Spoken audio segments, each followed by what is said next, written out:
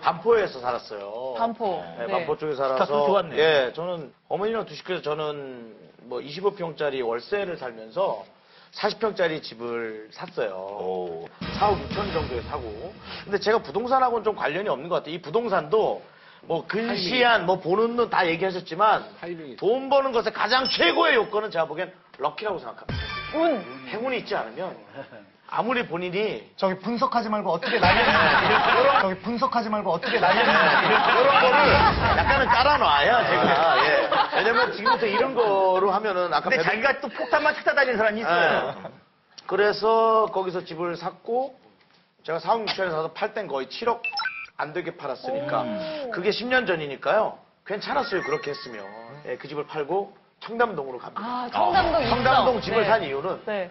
아파트에 저는 복층으로 돼 있는 걸 생전 처음 봤어요. 우리 시골 사람들의 로망은 2층 집이거든요. 그렇죠. 2층. 근데 아파트 안에 2층 집이 있는 거예요. 아래는 40층, 위에는 30평. 40평, 30평. 오. 그러니까 야 어떻게 이런 게 있나. 그것도 청담동에. 그래서 저는 과감하게 뭐 예를 들어 한 인테리어를 치자면 방 하나를 털고 하늘을 뚫어서 거기에다가 자그마하게 풀 시설도 만들어 놓습니다. 풀? 예쁘겠다. 예. 물을 담을 수 있어서 수영할 수 있는. 와. 아파트에다? 예, 조그만하게. 저는 키가 작잖아요. 그래서 보통 사람 목욕통 2개만 합쳐놔도 저한테 수영장이 되거든요. 뭐 본인이 이용하려고 했나요? 뭐. 예, 아무튼 그렇죠.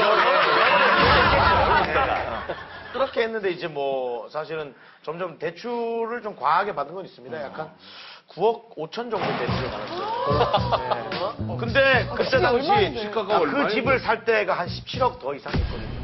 그러니까 반전이면. 그때는 뭐 그 정도. 근데 제가 만약에 버는 걸로 치면은 한 4, 5년만 열심히 하면은 금방 갚을 수 있어요. 이자가 얼마인데, 이자가? 이자가 그때 당시 한 700 정도. 한 달에? 예, 한 달에. 700. 그때는 금리가 아무래도 지금보다는 좀 높았으니까요. 근데 이제 이걸 계산하셔야 돼요. 그때 당시에 제가 받는 출연료가 회상 그 정도 받는 프로도 있었어요.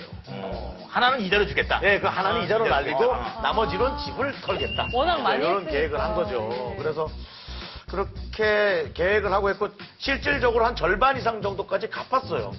한 2년도 안 돼서. 근데 이제 그 정도 되니까 이제 어느 정도 뭐 사람들이 자꾸 그런 얘기를 해요. 빚을 좀 놔두고 투자를 해라. 빚도 돈을 자산이다. 버는 사람은 빚도 자산이다. 재주가 있어야 빌릴 수 있다는데 이제 그건 저는 정말 이제 금융이라는 걸 알게 된 다음부터는 정말 잘못된 가장 엉터리의 멘트라고 저는 생각을 합니다. 저는 그래서 그렇게 해서 뭐 점점 빚을 못 갚고 버는 돈은 좀 줄어들고 그다음에 이제 한 군데다 투자를 했는데 처음에는 2억을 투자했는데 회사에서 자금이 더 필요하니까 또 뭐 한 1억 투자하고 네. 또 한 5천 투자하고 그렇게 투자하다가 나중에는 회사를 살리기 위해서 집을 또 담보로 네. 해서 설정도 좀 해야 되고 근데 회사를 살려야 되니까 예, 그러다가 무슨 회사인데, 그게? 그것은 뭐 제조회사였어요. 제조업이요. 왜냐면은 대박은 제조업에서. 그래서 원래 네. 대박이든 쪽박이든 제조가 제일 빨라요. 네. 문정수 씨 사례를 보면서 느낀 게 있는데요. 네. 그래서 청담동이라는 지역 선택은 비교적 괜찮았어요. 네. 다만 이 주택이 두 가지가 좀 실패한 것인데 하나는 너무 큰 집이었던 것이죠. 네.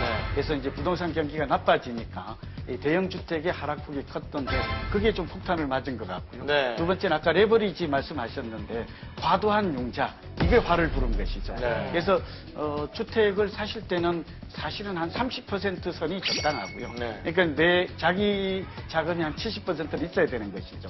그런데 그 룰을 좀 오버한 아까는 한 거죠. 50%, 55%뭐 네. 정도. 그래서 있었죠. 아무리 좀 그래도 40%를 넘어가면 이게 위험하다고 볼 수 예. 있습니다. 근데 윤정수 씨. 네. 이제 구체적으로 지금 사실은 많은 국민들이 겪고 있는 일인데요. 하우스 푸어. 예, 하우스푸어가 되죠. 그러니까 이제 이자다 이제 금융으로 한번 따지자면은 처음에 아까 700만 원이나 800만 원 얘기했지만 이게 또 변동금리가 되면서 900에서 1000만 원 사이도 그렇게 간다는 것도 되죠. 알게 돼야 되고요. 3개월에서 6개월 정도가 이자가 체납되게 되면은 그 1000만 원이 이제 2000만 원에서 3000만 원 사이로 연체 이자가 네, 한 달에 그렇게 들어갑니다. 세구나. 그러니까 한 달에 한 2천 몇백씩 아니. 내야 돼요. 이제 그 설정을 하면서 다른 회사에서 압류를 걸게 되면은 판매가 거의 불가능합니다. 그래서 누가 들어와서 절대 사질 않아요. 그러면 이제 6개월에서 1년이 지나면 이제 경매라는 수순을 그렇지. 거치게 되고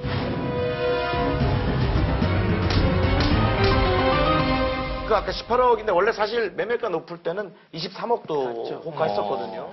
근데 이제 23억이고 230억이어도 매매가 일어나지 않으면 1억도 안 되는 거예요. 그 경매로 가면 보통 한 75%로 떨어지죠. 그래서 이제 그 무슨 시세, KB 시세죠. 그렇게 해서 이제 일단 18억에서 15% 이제 유찰이 돼서 아마 16억 몇 천.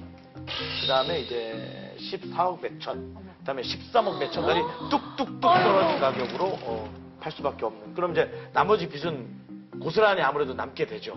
떨어져 나가는 데는 떨어져 나가지만 금융권 빚은 아마 남는 거는 좀 남게 됩니다.